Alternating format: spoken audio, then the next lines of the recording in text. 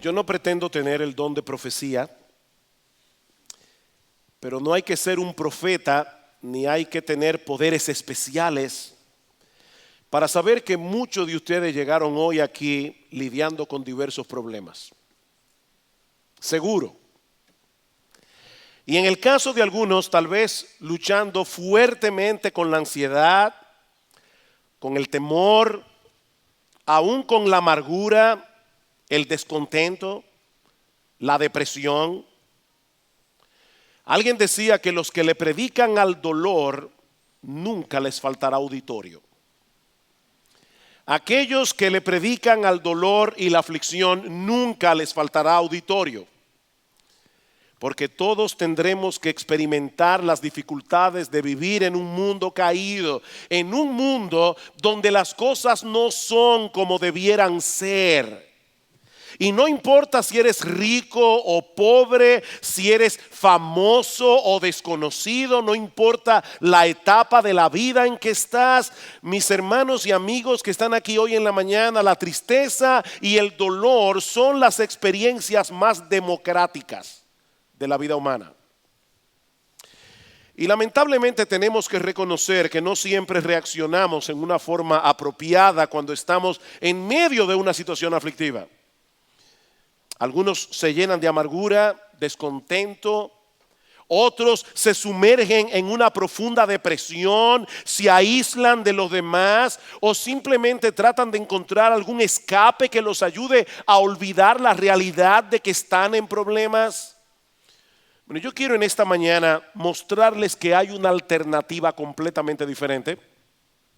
Al ver a Jesús actuando en los diversos episodios que nosotros encontramos en el capítulo 1 del Evangelio de Marcos, les pido por favor que abran sus Biblias en Marcos capítulo 1 y en la mañana de hoy estaremos viendo un pasaje bastante extenso, los versículos 21 al 45. Marcos capítulo 1 para continuar nuestra serie de mensajes expositivos en el Evangelio de Marcos. No es mi intención obviamente detenerme en cada detalle de este pasaje tan extenso, sino más bien considerar de forma general la autoridad y el poder del Señor Jesucristo manifestándose de diversas maneras en este pasaje, comenzando con su enseñanza en la sinagoga de Capernaum, versículo 21. Y entraron en Capernaum y los días de reposo entrando en la sinagoga enseñaba. Y se admiraban de su doctrina porque les enseñaba como quien tiene autoridad y no como los escribas. Capernaum era un puerto marítimo en el noroeste de Galilea, en donde el Señor estableció por lo menos durante un tiempo su cuartel general durante su ministerio en esta región. Tanto así que Mateo se refiere a Capernaum en una ocasión como la ciudad del Señor, Mateo 9:1. Como vimos en el mensaje anterior, el Señor acaba de reclutar a 2 pares de hermanos como sus primeros discípulos. ¿Recuerdan quiénes eran? Pedro y Andrés, Juan y Jacobo. Y dice en el versículo 21 que todos ellos se fueron a Capernaum, y ahora voy a leer de la versión de las Américas. Dice, e inmediatamente que llegó el sábado, entró en la sinagoga y comenzó a enseñar. ¿Y qué era la sinagoga? Bueno, era el lugar donde los judíos se reunían, aquellos que vivían fuera de la ciudad de Jerusalén, que era donde estaba el templo, para adorar y estudiar las escrituras en el día de reposo, es decir, en el día sábado. En el resto de la semana las sinagogas funcionaban como escuelas o como tribunales donde se juzgaban los casos menores. Y el culto en la sinagoga en el día sábado era muy similar al de las iglesias cristianas en el día de hoy. Luego de la lectura de las escrituras, el líder de la sinagoga seleccionaba a una persona calificada, no tenía que ser un sacerdote, no tenía que ser un rabino necesariamente, podía ser un laico que enseñara el contenido del pasaje que se acababa de leer. Y en la providencia del Señor, ese día el líder de la sinagoga escoge a Jesús. Nosotros no sabemos cuál fue el contenido de sus enseñanzas, Marcos no lo revela, pero él sí resalta la reacción que la enseñanza de Cristo provocó. Versículo 22, otra vez, se admiraban de su doctrina. Se admiraban de su doctrina. Esta palabra transmite la idea de ese tipo de asombro que sacude a las personas, ese asombro que las saca de su estado normal. ¿Alguna vez han tenido una impresión así? Que usted no sabe qué pensar ni qué decir. La gente estaba atónita, sobrecogida, boquiabierta, confundida, porque nunca en su vida habían escuchado a nadie enseñar las escrituras de esa forma. Marcos dice que él enseñaba como quien tiene autoridad.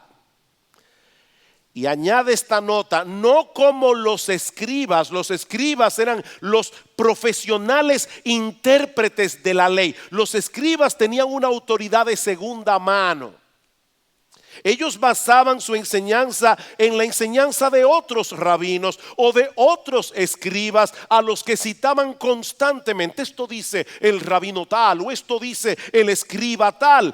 Pero Jesús era un maestro diferente. Él hablaba con la plena convicción de que sus palabras eran las palabras de Dios mismo. ¿Recuerdan ustedes el Sermón del Monte? Oísteis que fue dicho, pero yo os digo. Esto es lo que los rabinos les han enseñado hasta ahora acerca de este texto. Pero yo les traigo la interpretación correcta de las Escrituras. Yo les traigo la única interpretación que tiene validez. Ahora imagínense la reacción de los escribas al escuchar las enseñanzas de Jesús y al percibir la reacción de la gente. Estos hombres eran la élite religiosa de Israel. Ellos eran los maestros de las escrituras por excelencia, aquellos que las personas escuchaban con respeto y con admiración hasta que llegó Jesús. Un hombre que ni siquiera había sido entrenado por ellos para ser un intérprete profesional de la Biblia. Pero si la gente estaba en shock escuchando a Jesús hablar, lo que sucedió después le puso la tapa al pomo, y eso nos lleva a nuestro segundo encabezado, la autoridad y el poder de Jesús sobre los demonios. Versículo 23. Pero había en la sinagoga de ellos un hombre con espíritu inmundo, un endemoniado, que dio voces diciendo: ¿qué tienes con nosotros, Jesús Nazareno? ¿Has venido para destruirnos? Sé quién eres, el Santo de Dios. Ese día había un hombre endemoniado en la sinagoga de Capernaum, es decir, de Satanás. Pero casi era una sinagoga de Satanás. En la sinagoga de Capernaum había una persona endemoniada. Hermanos, una iglesia o un lugar de adoración es el último lugar donde esperaríamos, ¿verdad?, encontrar una persona endemoniada. No necesariamente. El diablo tiene sus secuaces y los tiene en todas partes. Así que este hombre fue a la sinagoga ese sábado. Probablemente había estado allí antes, pero no pudo soportar las enseñanzas de Jesús. ¿Quién sabe cuántas veces este individuo había visitado la sinagoga sin que nada le hubiera molestado? Pero ese día fue completamente diferente porque era Jesús el que estaba enseñando las escrituras. ¿Saben una cosa, mis hermanos? Al diablo le tiene sin cuidado lo que ocurre en muchas iglesias los domingos en el día de hoy. Sin cuidado. Siempre que el predicador hable de Dios en sentido general y cite las escrituras fuera de contexto, o sin confrontar a las personas con su pecado y presentarles a Cristo como el único sustituto de los pecadores que murió en la cruz en nuestro lugar, Satanás estará contento. Mientras eso no se haga, él estará contento. Mis hermanos, a él no le importa que la gente sea religiosa, siempre que no vengan a Cristo en arrepentimiento y fe. Pero ese día en la sinagoga de Capernaum, este demonio sabía que estaba en problemas. Cuando él empezó a escuchar a Jesús, yo me imagino, este es distinto. Este demonio sabía que él no se estaba enfrentando con una religión vacía y ritualista, sino con el mismo Hijo de Dios en persona. De hecho, vean una vez más el versículo 24. ¿Qué tienes con nosotros, Jesús Nazareno? ¿Has venido para destruirnos? Yo sé quién eres, el Santo de Dios. ¿Saben una cosa, mis hermanos? Este demonio tenía muy buena teología. Muy buena teología. Él sabía que Jesús era 100% humano y 100% divino.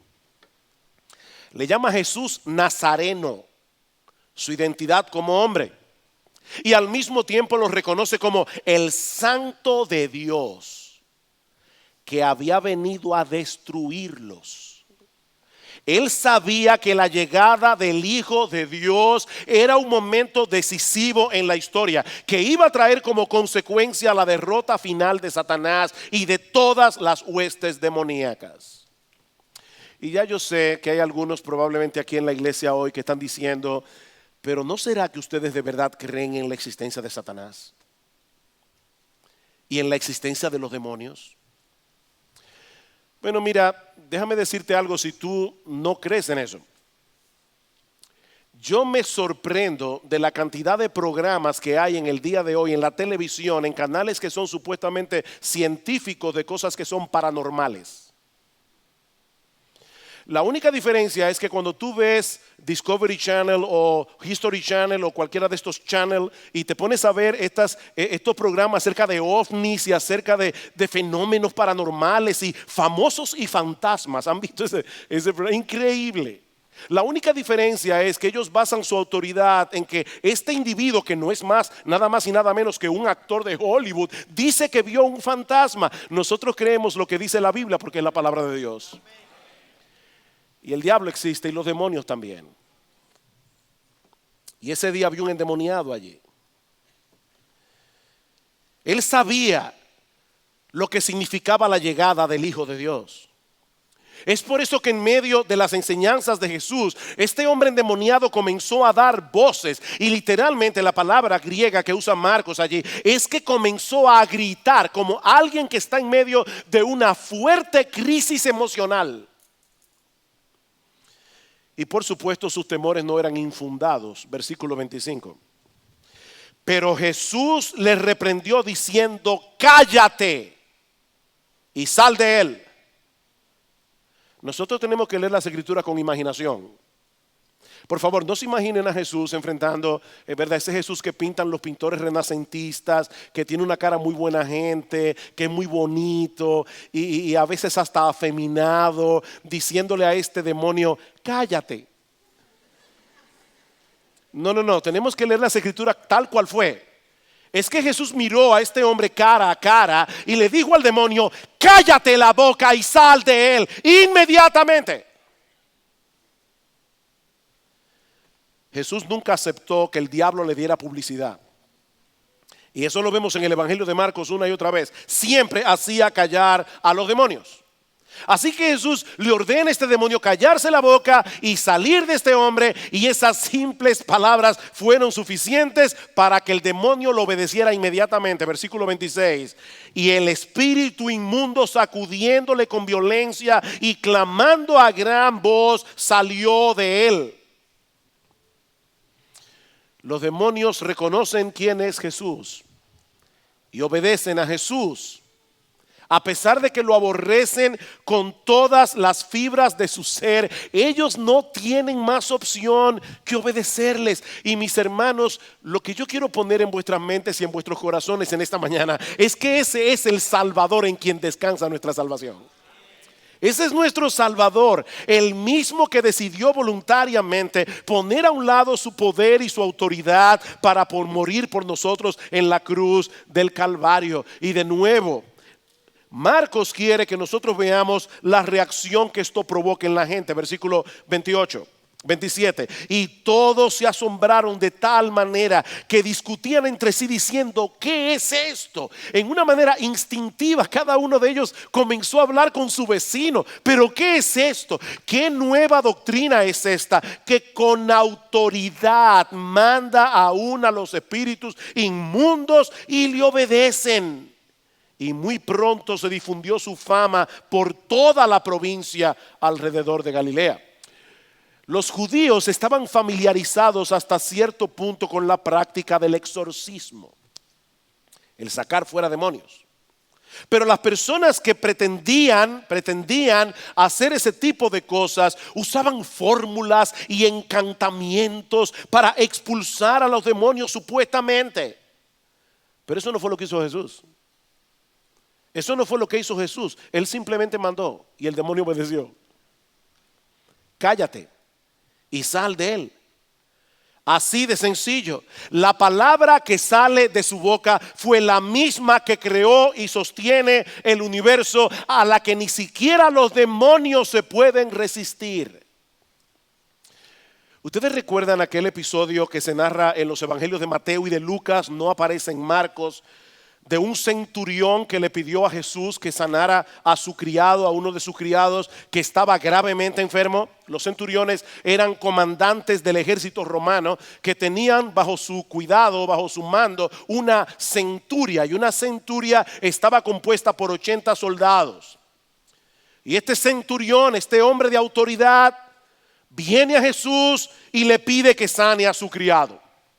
Jesús le dice: yo iré y le sanaré. Pero él responde con estas famosas palabras: Señor, no soy digno de que entres bajo mi techo. Solamente di la palabra y mi criado sanará, porque también yo soy hombre bajo autoridad y tengo bajo mis órdenes soldados. Y a este digo: ve y va, y al otro: ven y viene, y a mi siervo: haz esto, y lo hace. ¿Saben lo que este hombre le está diciendo a Cristo? Señor, tú tienes autoridad sobre todas las criaturas, sobre todos los elementos del universo. Cuando tú das una orden, toda la creación te obedece, así como cualquiera de mis soldados o cualquiera de mis criados responde a las órdenes que yo doy. Nada ni nadie puede resistir tu voz de autoridad. Eso es lo que el centurión le está diciendo. Es por eso que Jesús se asombra al ver la fe de este hombre que ni siquiera era judío.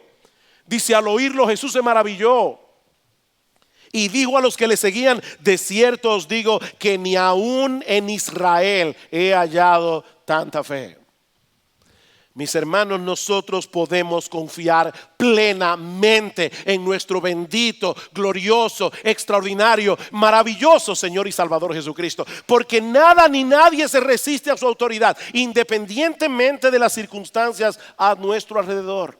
No hay absolutamente nada que esté fuera del alcance de su poder. Pero podemos confiar también en Él porque Él es un Salvador compasivo, como vemos en los versículos 29 al 31. La autoridad de Jesús en su enseñanza, la autoridad de Jesús sobre los demonios. Veamos ahora en tercer lugar la autoridad de Jesús sobre las enfermedades. Dice: al salir de la sinagoga vinieron a casa de Simón y Andrés con Jacobo y Juan. Y la suegra de Simón estaba acostada con fiebre. Y enseguida le hablaron de ella. Entonces él se acercó y la tomó de la mano y la levantó. E inmediatamente la fiebre le dejó y ella les servía.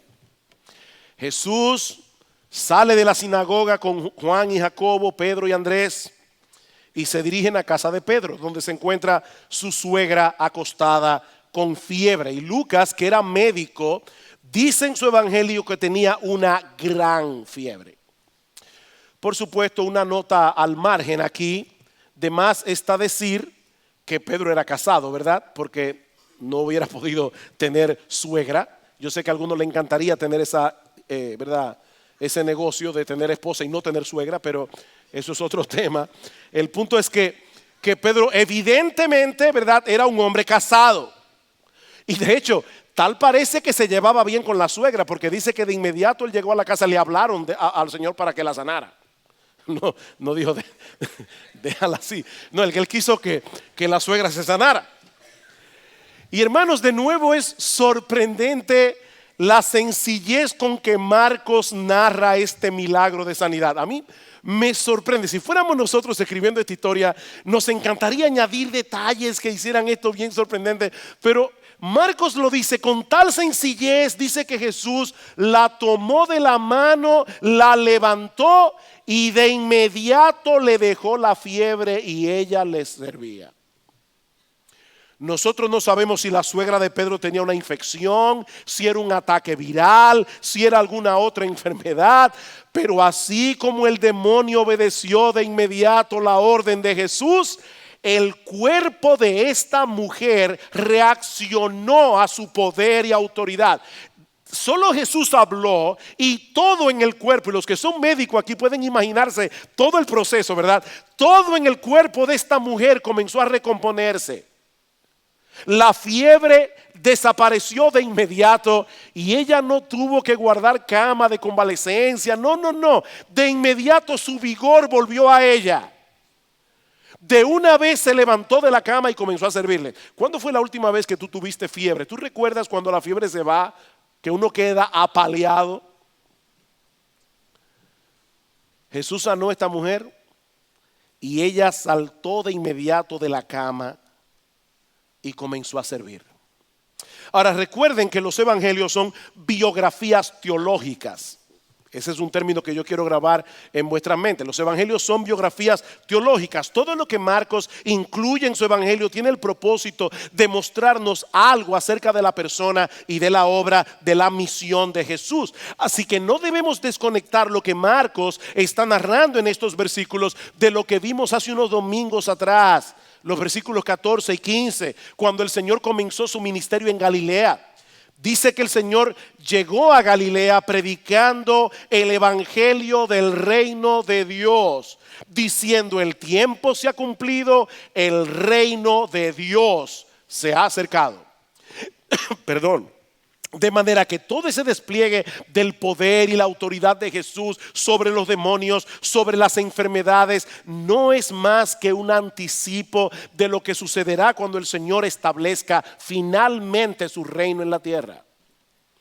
Ese reino ya fue inaugurado con la llegada de Jesús, pero será definitivamente consumado en su segunda venida. Y esto es solo un anticipo.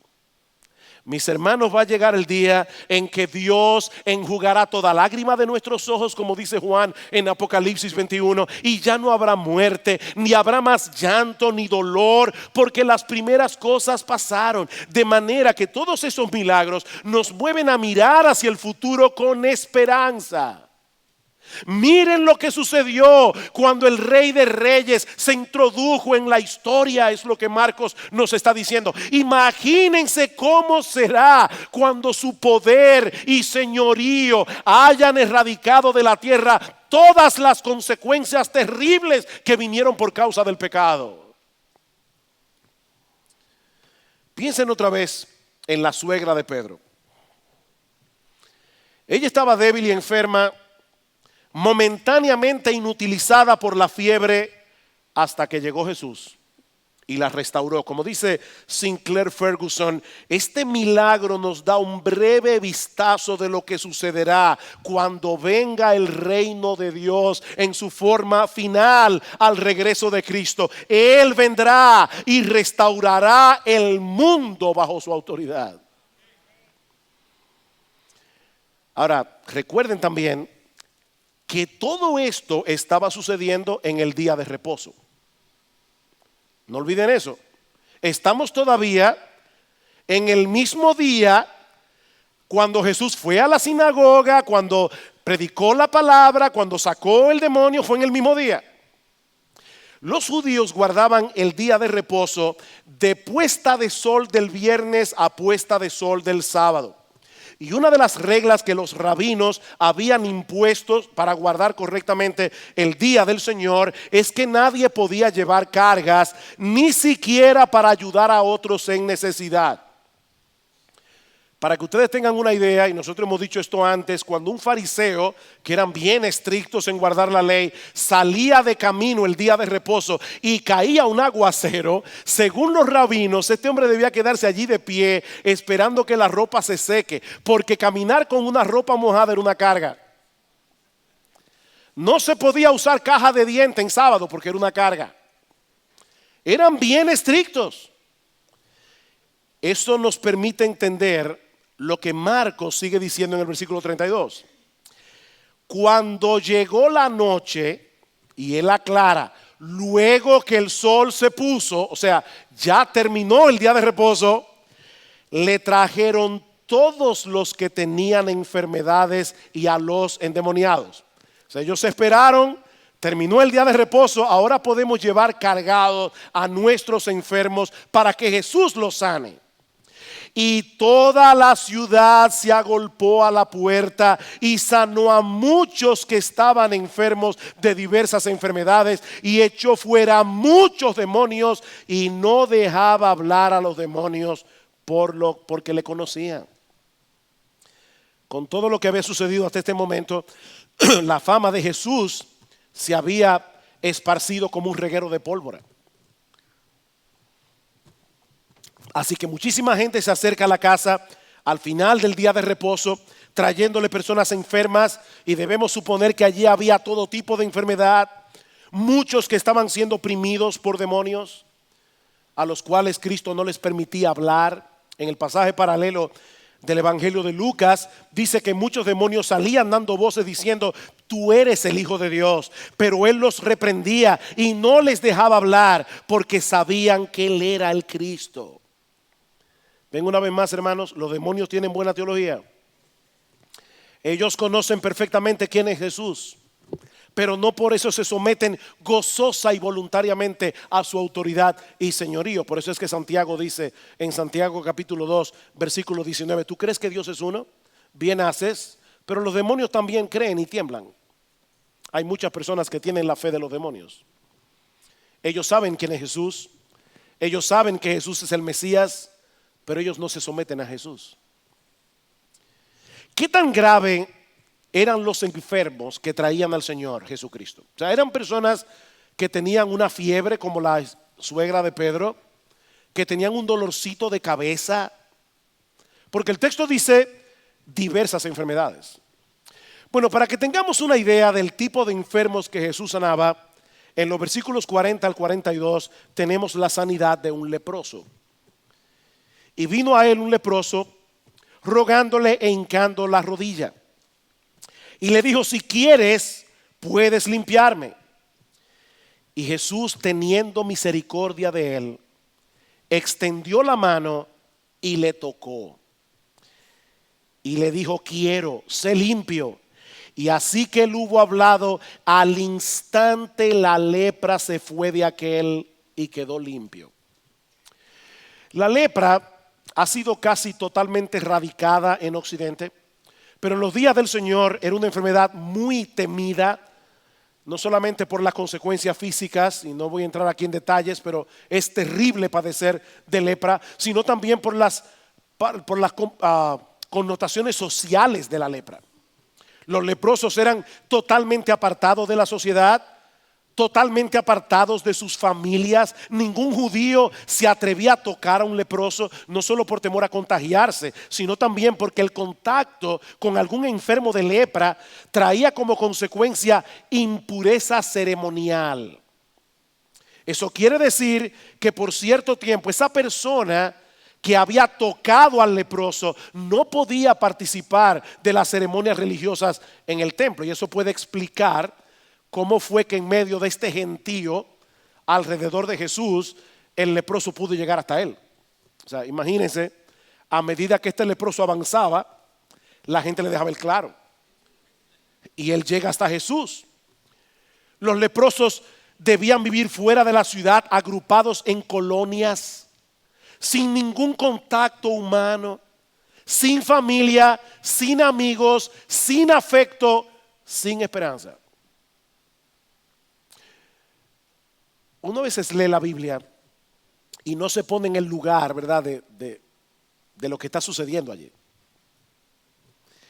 Un leproso, mis hermanos, carecía de cosas tan simples y a veces tan importantes como un apretón de mano en la calle. El hecho de que alguien le sonriera o le compartiera una buena noticia. Los leprosos no podían participar de las fiestas religiosas, no podían visitar las sinagogas, no podían mezclarse con la gente en el mercado. Literalmente era como estar muerto en vida. Y de alguna manera este leproso recibe información acerca de Jesús. Y él estaba completamente convencido de que el Señor era capaz de sanarlo, a pesar de que su lepra era muy avanzada. Lucas, otra vez, que era médico, dice en su evangelio que él estaba lleno de lepra. Su condición era terrible, pero ¿saben qué, mis hermanos? La fe que él tenía en Jesús era más grande que su enfermedad. Versículo 40, Señor, si quieres, puedes limpiarme. Si quieres, puedes limpiarme. En otras palabras, yo sé, Señor, que tú tienes todo el poder, toda la autoridad para hacer que esta lepra desaparezca por completo con solo quererlo. Tu voluntad y tu decisión son suficientes para que yo quede sanado. Y el Señor confirma que el leproso tenía razón. Versículo 41. Y Jesús, teniendo misericordia de él, me encanta esto, extendió la mano y le tocó. Y le dijo, quiero, sé limpio.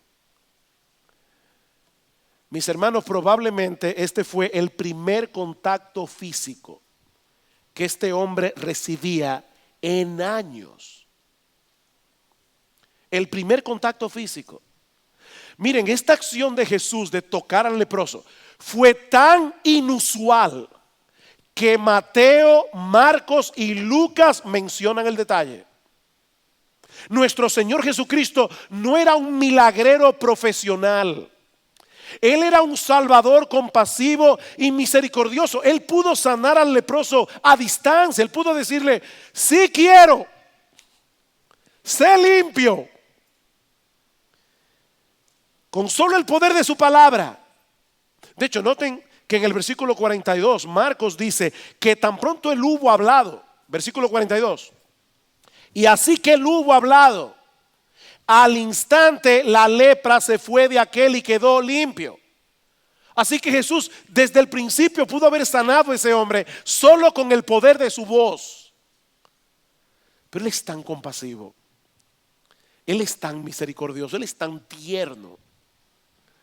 A medida la gente que tiene autoridad, ¿verdad?, suelen ser fríos y arrogantes. No, Jesús tenía toda la autoridad de todo el universo. Pero Él es bueno, Él es tierno y compasivo. Y Él quiso darle al leproso el regalo adicional de un toque físico. Y lo interesante es que en vez de que Jesús se contaminara por haber tocado al leproso, el toque de Jesús hizo que el leproso quedara purificado. Dice Donald Carson, cuando Jesús entra en contacto con la suciedad, no con la sociedad, aunque la sociedad tiene mucha suciedad, pero Carson dice, cuando Jesús entra en contacto con la suciedad, Él nunca se ensucia. Más bien su mano tiene el poder de limpiar la podredumbre. ¿Qué hemos visto hasta aquí? La autoridad de Jesús en la enseñanza, la autoridad de Jesús sobre los demonios, la autoridad de Jesús sobre las enfermedades. Pero hay un episodio más en medio de este pasaje que nos ayuda a poner en perspectiva la autoridad y el poder de Jesús. Los versículos 35 al 39. Como hemos visto hasta aquí, mis hermanos, Jesús tuvo una vida muy agitada. Lo que el Señor hacía en un solo día, probablemente a muchos de nosotros nos tomaría una semana.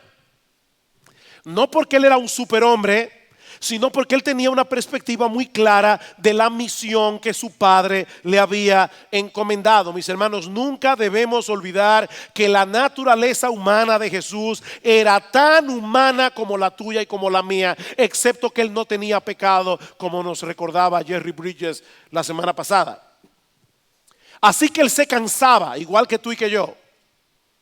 Por favor, hermanos, no se imaginen a Jesús como una especie de Superman. Él era un ser humano como tú y como yo, pero él vino a hacer la voluntad de su Padre y esa determinación gobernaba su vida, esa determinación gobernaba su agenda. Versículo 35. Levantándose muy de mañana, siendo aún muy oscuro, salió y se fue a un lugar desierto y allí oraba. El Señor nunca permitió que las presiones de la gente, ni siquiera las necesidades legítimas de los demás, estorbaran su comunión con su Padre Celestial. No solo porque él amaba a su padre, él amaba estar con su padre, sino también porque él sabía que él no podía llevar a cabo la obra que se le había encomendado a menos que dependiera de él en oración. Y yo creo que Dios le está diciendo algo a Iglesia Bíblica del Señor Jesucristo. La semana pasada Eduardo predicó en la noche y habló en Efesios capítulo 6 acerca de la oración. Mis hermanos, Cristo, Jesús, el Hijo de Dios encarnado, él dependía de su Padre en oración y tenía una agenda muy ocupada. Yo no sé si ustedes son como yo, pero debo confesar, mis hermanos, que muchas veces, más de lo que yo quisiera, me he visto a mí mismo orando apresuradamente, incluso más vergonzoso todavía, dejando de orar porque tengo muchas cosas que hacer. Cuando, mis hermanos, debiera ser al revés. Es precisamente cuando estamos más ocupados, cuando tenemos la agenda más llena, que necesitamos depender más de Dios en oración. Imagínense a un jardinero dejando de amolar sus tijeras porque está demasiado ocupado para perder el tiempo haciendo eso. ¿Saben lo que va a suceder? Que va a perder más tiempo y energía haciendo un trabajo mediocre por no contar con los instrumentos adecuados. Muchas veces escucho a los creyentes decir, mira, pastor, yo sé que yo debo leer mi Biblia, yo sé que yo debo orar, yo sé que yo debo apartar ese tiempo cada mañana para estar a solas en comunión con Dios, pero créame, pastor, yo no tengo tiempo. Miren, hermanos, yo creo que en la mayoría de los casos no es falta de tiempo. Yo creo que es un problema de prioridad. Un problema de prioridad que revela al mismo tiempo un problema del corazón. Nosotros sacamos el tiempo para lo que nos parece importante. Y nosotros sacamos el tiempo para hacer lo que más nos gusta hacer. ¿O no es verdad? Por eso decía John Piper que si el Facebook existe para algo, es para probar en el día del juicio que no era verdad que los cristianos no teníamos tiempo para hacer lo que teníamos que hacer. Si el Facebook sirve para algo, es para eso. El Señor Jesucristo sacaba tiempo en su apretadísima agenda para tener comunión con su Padre. ¿Saben por qué? Porque eso no era para él una cosa más en una lista de deberes. No, el deseo de estar con su Padre gobernaba su agenda porque era lo que gobernaba su corazón. Miren, después de un día como el que Jesús pasó el día anterior a este, yo creo que cualquiera de nosotros se hubiera convencido a sí mismo, por lo menos yo lo hubiera hecho, de que tenía derecho a quedarse más tiempo en cama, ¿verdad? Miren, uno lee que el Señor sanó a muchas personas y sacó muchos demonios. Por favor, recuerden que Cristo era un Salvador compasivo y misericordioso. O sea, el Señor entraba en contacto con la gente. O sea, Él no se paró en la casa de Pedro y Juan y dijo, pónganse en fila de 15. ¡Fua! Sanados. ¡Fua! No, no, no. El Señor trataba con cada enfermo. El Señor trataba con cada endemoniado. Y eran muchos. Era horas y horas y horas manchando su mano con la pobredumbre de la raza humana. Yo estoy seguro que eso cargaba emocionalmente el corazón del Señor. Cada vez que él veía a estos padres trayendo a sus niños enfermos para que Jesús los sanara, hermanos, ese fue un día agotador, pero el Señor necesitaba renovar sus fuerzas en la presencia del Padre. Ese era el combustible que le permitía seguir adelante a pesar de las presiones. Siendo aún muy oscuro, probablemente entre las 3 y las 6 de la mañana, que era la última vigilia de la noche, Jesús se levantó de la casa, no molestó ni a Pedro, ni a Juan, ni a Santiago, ni a Andrés, ni a la suegra de Pedro, y se fue a un lugar desierto. Y es interesante notar que los apóstoles sabían dónde él estaba. ¿Se dieron cuenta de eso? Dice que versículo 36, y le buscó Simón y los que con él estaban, y hallándole le dijeron. Ellos sabían dónde estaba el Señor, porque probablemente eso era lo que él acostumbraba a hacer. Ir a ese lugar desierto a tener comunión con su Padre Celestial. Pero la oración no era su única prioridad. Dice que Simón y los apóstoles buscan al Señor y les dicen al Señor, todos te buscan. Nosotros no podemos saber con seguridad en qué tono fue que los apóstoles le dijeron esto al Señor, y especialmente el apóstol Pedro. Pero es muy posible que haya sido un reproche dicho en una forma muy sutil. Hay un montón de personas detrás de ti y tú decides aislarte para dedicarte a la oración. Señor, este es el momento para estar con la gente, no para retirarte en soledad. Ahora es que la cosa se está poniendo buena, Señor. Tienes un montón de seguidores detrás de ti. Esto es un éxito. Pero la popularidad no era parte de la agenda de Cristo. Versículo 38. Él les dijo, vamos a los lugares vecinos para que predique también allí, porque para esto he venido. Y predicaba en las sinagogas de ellos en toda Galilea y echaba fuera los demonios. Uno se preguntará, pero él no podía predicarle el evangelio a esa multitud que lo estaba buscando en la casa de Pedro.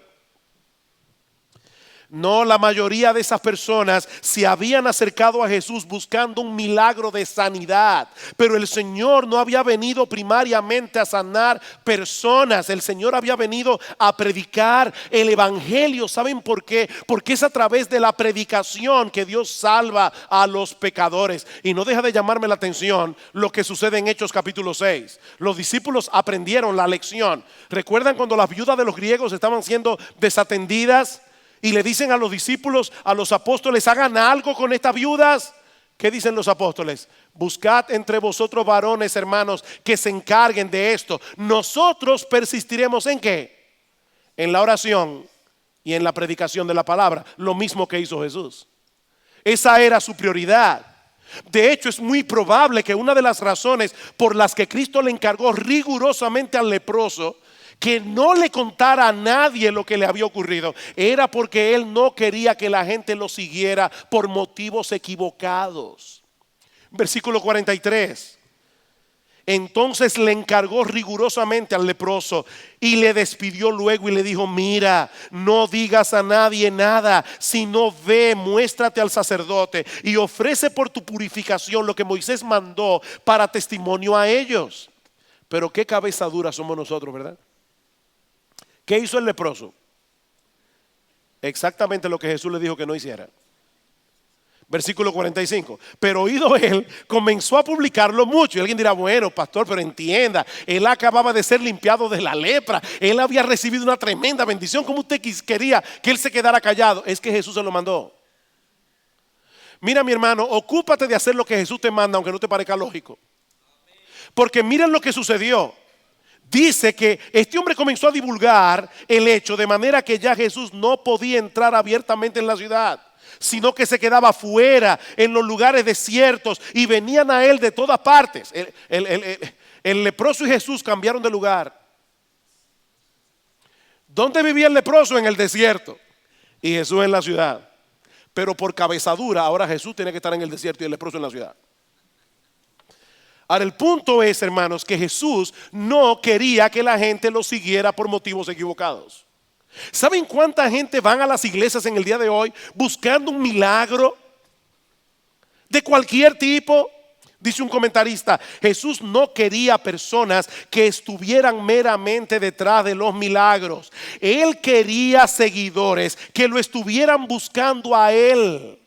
Las personas siempre son tentadas por lo sensacional, pero Jesús desea seguidores que tengan anhelo por la verdad y que quieran conocerle a Él. Él no quiere personas que vengan a Él para obtener otra cosa que ellos quieren. Él quiere personas que vengan a Él para obtenerlo a Él. Jesús es suficiente. No todos los que siguen a Jesús son sanados de sus enfermedades. Dios tiene un plan diferente con cada uno de sus discípulos. Pero todos serán librados de la esclavitud del pecado. Todos serán librados de la condenación del infierno. Y todos disfrutarán del extraordinario regalo de tener a Jesús como Señor y Salvador. Así que, mis hermanos, cuando estemos en medio de una situación aflictiva, nuestra esperanza no es que Jesús hará lo que nosotros queremos que Él haga. No, nuestra esperanza es que Él hará lo que Él sabe que es lo mejor para nosotros. Como dice John Piper, vamos a tener todo lo que necesitamos en esta vida. Ay, qué bueno, amén. Vamos a tener todo lo que necesitamos en esta vida, incluyendo cosas dolorosas que son necesarias para llevarnos a la gloria. Es necesario que a través de muchas tribulaciones entremos en el reino de Dios. Mis hermanos, nosotros tenemos un gran Salvador en el que podemos confiar plenamente en medio del dolor y la aflicción. Él tiene poder y autoridad absolutos sobre todas las criaturas y cosas. Nadie puede impedir que Él lleve a cabo lo que Él se ha propuesto hacer en nuestras vidas. Nadie. Aunque nosotros muchas veces no podamos entender lo que Él está haciendo. Y de verdad que la verdad es que la mayoría de las veces nosotros no entendemos lo que Él está haciendo. Y seamos honestos, muchas veces no nos gusta lo que Él está haciendo. Pero Él es Jesús.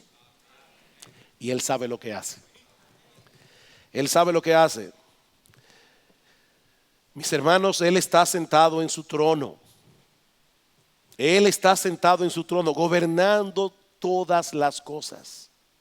Para su gloria, para la expansión de su reino, para el cuidado de su iglesia, para bendecir a cada uno de aquellos a quienes Él compró con el precio de su sangre.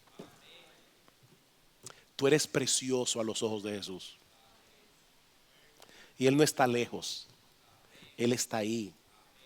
Él está ahí. Él no bendice a control remoto. Él está ahí, al lado tuyo.